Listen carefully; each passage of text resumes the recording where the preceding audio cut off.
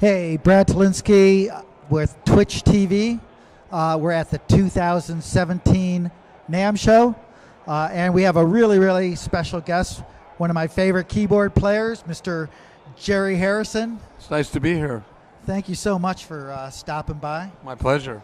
And we spoke with Martin Shore a little bit earlier, the director of Take Me to the River. But you're also involved. Yes, I am.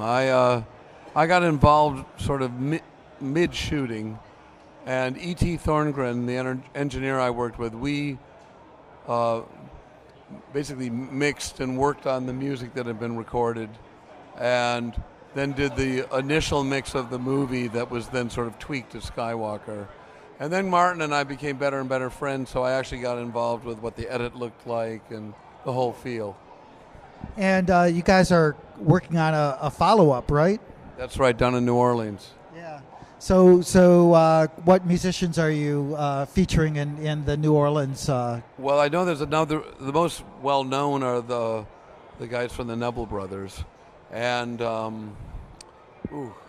his name's escaping me. There's a Dutch musician who he's like, if you've seen the TV show about. He's featured in that TV show, and then just a host of other great players. Cool.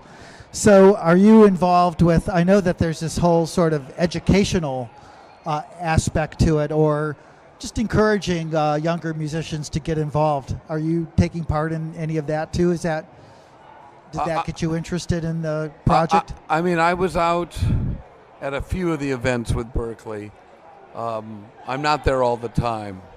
Because I produced a String Cheese album this year, and also the one before that, and there's been I have actually some other projects outside of music I'm doing, so I can't be as 100% on it as some of the other people working with Martin.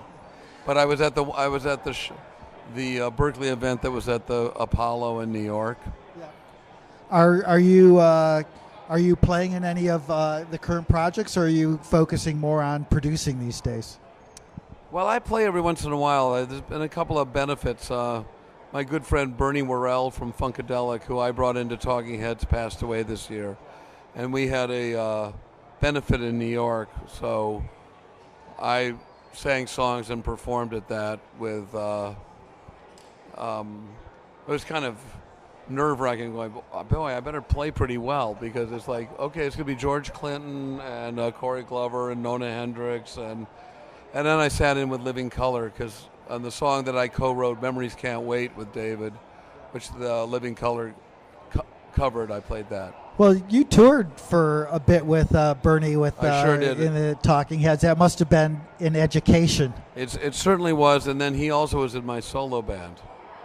And we continued. He would often stay at my house, and we continued to be really very, very close friends. So it's interesting that you produced a couple of String Cheese incident records. Like, people wouldn't, I don't think, normally associate you with that sort of jam band world. No. What did you find interesting about those guys? I was introduced to them by someone who, I played another benefit this year, which was very different, for the lyricist for the Grateful Dead, John Perry Barlow, who actually went to prep school with Bob Weir, is how he knew him. And John also founded he also founded the Electronic Frontier Foundation, was a lecturer at Harvard Law School, and is a big net presence. And he is had some health issues, and we had a benefit, so I played there with Lucas Nelson and a very different group, Rambling Jack Elliott, Lucas Nelson, Sean Lennon, Les Claypool, and that was a great thing. But John introduced me to the String Cheese a few years ago, and then I didn't do that record, and then they got back in touch, and I've sat in with them a number of times covering Talking Head songs. And they certainly are fantastic players, and so they in some of their songs, they really embrace the, you might say, the groove of Remain in Light. So that was a fun project to do. Are you a gear guy? Do you like coming to the NAMM show and checking out new keyboards and all that? You know, I haven't been at the NAMM show for a little while, and I'm looking forward to that. I've kind of went back to more basic things. So I have, of course, a nice collection, and I have to say I'm somewhat of a snob, as I sort of like the older sound instruments, and I think that instruments that try to do too much often, you might say, waste the resources of the processor or the memory to try and have too many sounds or too long a reverb or too many things like that. I'm a fan of for instance, the Nord Electro series, because it does something quite direct.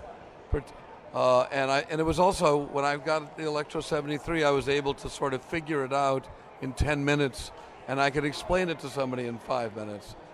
Instead of, I find sometimes the way that things are organized is very confusing. If you walk up on stage and you go, play this keyboard, it's like, where is, like, you know, where are the piano sounds? Where like you're almost sort of stuck with what's in the little window rather than you don't have any. You're just scrolling and like you're banking, and you know, it doesn't work so if you have it all pre-set up, it's fine, but it's difficult as someone who's just walking in.